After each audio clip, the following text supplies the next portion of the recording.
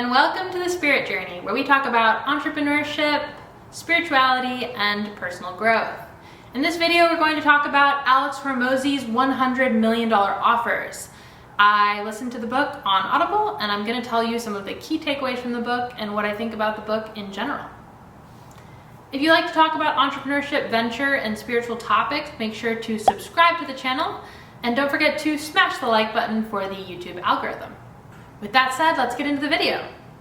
So, is $100 million offers worth reading? I would say yes, it's definitely a good read. Did it live up to my full expectation for the book? I would say no. I love Alex Hormozi's content. I'm a little bit obsessed with him. I watch his videos like a lot. And I would say that I think his YouTube channel is better than the book. What I didn't like about the book was that it wasn't as philosophical as his content on YouTube. On YouTube, he gives a lot of like deep life hacks and life insight and sort of mindset shifts that you can make in order to achieve a higher level in entrepreneurship. And the book is more tactical about how to make an offer and what tactical things you can do to increase the lifetime value of a customer. With that being said, I think that the book inspired me to take action and to make some changes in some business things that I was doing. And so I think the book was useful. And it also helped me hone in on the idea that to get to your $100 million offer, you're going to need to iterate, most likely, through a range of offers. Most entrepreneurs don't strike their top playing business on their first go. And so you have to iterate until you find that offer. And then also the idea is to not have shiny object syndrome. So don't have like 10 offers that are all small. You want to have just one offer that you focus on, just one business that maybe expands in the future, but at least in the beginning, most of your money is going to be made in just one business. If you think about like Jeff Bezos, for example, like Amazon is just one business, it's one business model. And like you can become incredibly successful without doing 10 things, but by just doing one thing incredibly, incredibly well. So the book starts with a story of Alex's life and how he left his corporate job, he started a chain of gyms, he didn't have any money left after like 4 years of running these gyms. And then he used the skills that he acquired in business, launching gym memberships for each of these gyms in order to build a very profitable multi-million-dollar company called Gym Launch, where he helped new gym owners recruit members to their gyms. So the first thing that I learned from $100 million offers was to offer products at a premium price. So Alex talks about not getting caught up in a marketplace where you have to compete on price, because that will leave your business starved and unable to reinvest in the business and grow. So if you are a coach or a consultant or something like that, don't charge the absolute lowest price for your product. Try to charge a more premium price, and that'll be better for your business, and figure out how to actually deliver on that premium price and on that value, because somebody in the market is doing that. So you want to be that person. I don't necessarily believe in this because my background is more in tech, and so in technology, generally the idea is to have scale. So something like Facebook, for example, like each customer uses the product for free, and then advertising pays for the platform. And like Udemy, for example, has pretty affordably priced courses, and it's a multi-billion-dollar company because there's just such a huge scale and massive technological impact there that many, many people buy and purchase from Udemy. So I don't necessarily understand or agree with this principle, but that's how the book starts off. It starts off by counseling people to charge a premium price for their products. Then Alex talks about how you want to reduce your costs down to zero if possible. So this is where Alex talks a lot about leverage. And if you have more leverage, you make more money. So technology is a type of leverage. Code is a type of leverage. If you can automate something that would normally be done by hand, you can sell that to an infinite number of people and make an infinite number of customers happy. And so try to reduce the cost of whatever you're providing and make it scalable. I actually found this to be kind of helpful. It's just a little exercise that the book walks through. It talks about taking a problem and deriving a business or a solution to the problem from the problem. So, example, One problem might be that healthy food is expensive. So your headline for your business would be, how to buy healthy food that is cheaper than unhealthy food. Or there might be a problem that somebody has, that it's hard to cook healthy food while traveling. So one headline for a product in your business could be, how to cook healthy food while traveling. Then Alex talks a little bit about how markets work and supply and demand. And I thought this example was super fascinating. He talked about how somebody tried to pay him $50,000 for one day of his time to go over their business and help them optimize. And Alex calculated how much money he was making in a year and calculated that he was making more than $50,000 per day. And so he didn't take the client up on the offer because he was like, I'm already making so much money that I'm worth more than $50,000 per day.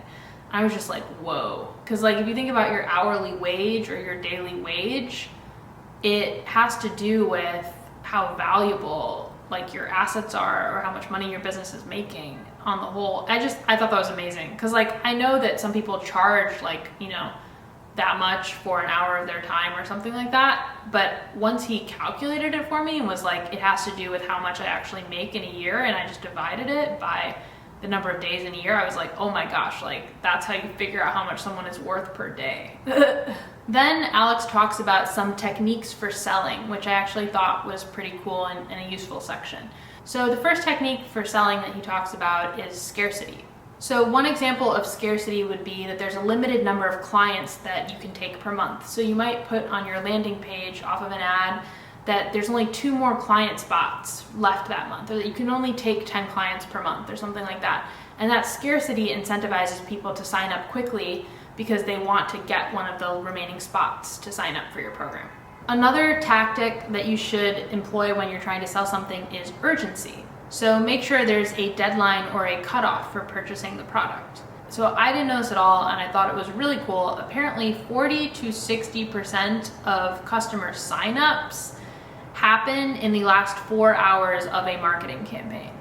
So definitely have like an end to your campaign and tell people, sign up by this time, this date, and you'll motivate people to sign up because they remember that they have to do it rather than just seeing the ad, thinking it's cool, and never really getting around to sign up for the product or experience. Additionally, you can employ like holidays or temporal like time markers throughout your promotions that help people get inspired to take action. So you could say it's a Valentine's Day promotion, it ends on February 14th, or an April Fool's Day promotion, and that gets people excited and makes them sign up by a certain date. Another thing that you can employ to get people to make a purchasing decision is bonuses. So Alex talks about the infomercials that you see online for like, let's say a knife set. Like the infomercial might go something like this. Here is a premium knife that is $39.99. And if you buy today, we'll also include 40 other knives. So really each knife is only like $1, but just psychologically the customer is like, oh my gosh, they just added 40 knives to the knife set. I have to buy now because it's such a good deal. Where if you started with, we have a knife set, it's $39.99, people might be like, oh, that's cool. But having this idea of extra added bonuses makes the value seem greater in the customer's mind. So I particularly like this element of like selling or pitching. Alex talks about having guarantees. So the idea would be like, if you don't accomplish X goal by X date, then you can have all your money back. Or having a system where if the customer doesn't see a certain result, the person selling the product doesn't get paid. So having a performance-based system for payment, which I think is really interesting. You could say, for example, if you make $100,000, I'll make 10%. And anybody would say yes to that. Right? Like if someone was gonna make more money and you were gonna take 10% of the money that you make them, that's a great deal for them. So having performance-based selling is a really good way to get people to buy. Another way to structure your offer to sell is to have things that are niche. So they showed that things that are more niche and more targeted to a certain audience convert better. So let's say you're running an ad for dentist patients in a town called Homesdale. Rather than saying dentistry available, you should say dentist in Homesdale or Homesdale dentistry, and people will feel like they identify with Homesdale because they live in Homesdale, and then they'll sign up to get treatment at your dentist practice. Alex also talks about naming. which I thought was kind of cool and useful. He talks about rhyming with the name. So if you want to sell a program to get a six-pack, you could call it Six-Pack Fast Track and people will sign up. Or if you use alliteration, he said that that is a cool thing that you can do too. So I thought about like a program to help people become vegan called Virtuous Vegan Venture, right? And so naming can help increase your conversion rates. So consider your names carefully. So I hope you enjoyed hearing about some of these key takeaways from $100 million offers. I thought it was a great read. I think everyone should read the book if you're interested in business and marketing. It's not as cool as Alex's YouTube channel, but it is useful and it is very tactical and helps you craft the offer that you're gonna make to customers. So if you enjoyed this video, definitely subscribe and don't forget to smash the like button for the YouTube algorithm. And I look forward to seeing you in the next one. Oh, I am also a painter. If you would like to see some of my paintings, you can check out the link in the description. I hope you enjoyed this video and I hope to see you in the next one. All right, peace.